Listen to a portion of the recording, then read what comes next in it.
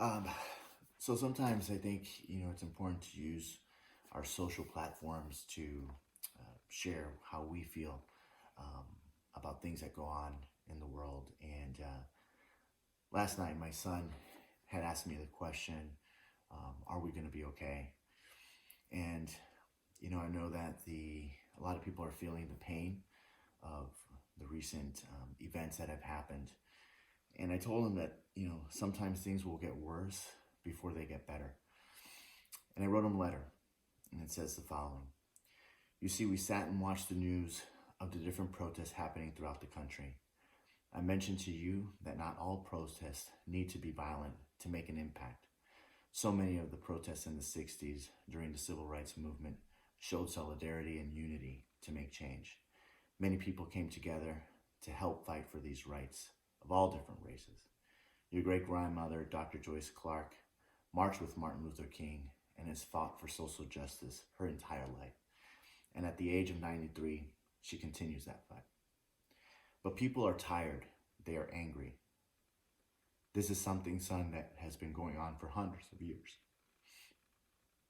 The reality is the images you see today are some of the same images you can go back to year after year. And I'm sorry to say that no, things have not changed. You see, son, no matter your education, no matter whether you are an athlete, a lawyer, a doctor, if you speak another language, whether you're dark skinned or light skinned, it truly doesn't matter. You see, in this country, if you are black, you are judged. And that is our reality. This is the reality in our country. And I'm sorry to say that this is our truth. There are people in this country that use our blackness as a weapon. They believe that we are a threat. I see your reaction when you see a police officer. You retract, you are aware, you question. I can feel your fear. You see, the same people that are set to protect us are the same people that are hurting us. Yes, not all officers are like this. There are good cops, there are great cops. But I'm sorry that I cannot erase the image of an officer killing an unarmed black man in the middle of the street while people are begging to let him go. While George Floyd is pleading for his life, after each grasp of air, he is taken from him.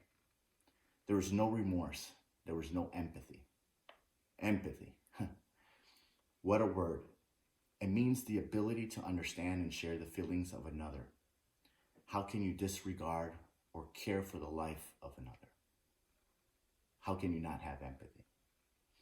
I cannot erase the image from your head. I cannot erase the image of Ahmaud Arbery going for a jog and being stopped and later murdered.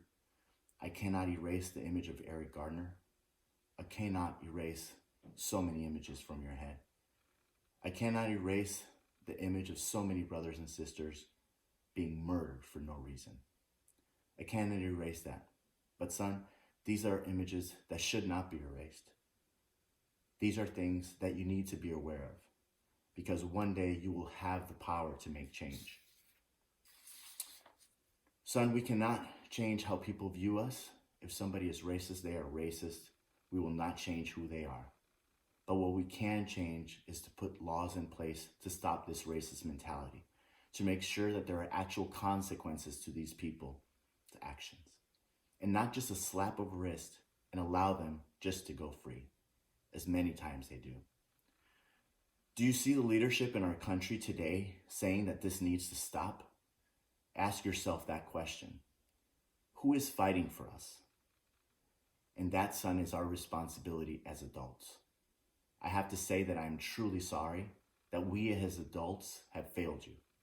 I am sorry that we do not have leaders that are looking to bring this country together, but to continue to allow for this type of racist rhetoric to live through, breathe, and flourish. We see hate crimes increase year over year, and I'm sorry to say that in 2020, we are still having the same conversations that people have been having for over 400 years. Yes, shocking. 400 years since black people were brought to this country in 1619. The oppression began then, and the oppression continues today. One thing I've always been grateful for is your great-grandmother, Gigi, because she has always said that in order to move forward, you must know your past. She always used the word Sankofa. It's important that you know your history, she will tell me over and over again, and how right she was. My only ask for you, son, is to become a person of change. I love you, Dad. I love you very much, son.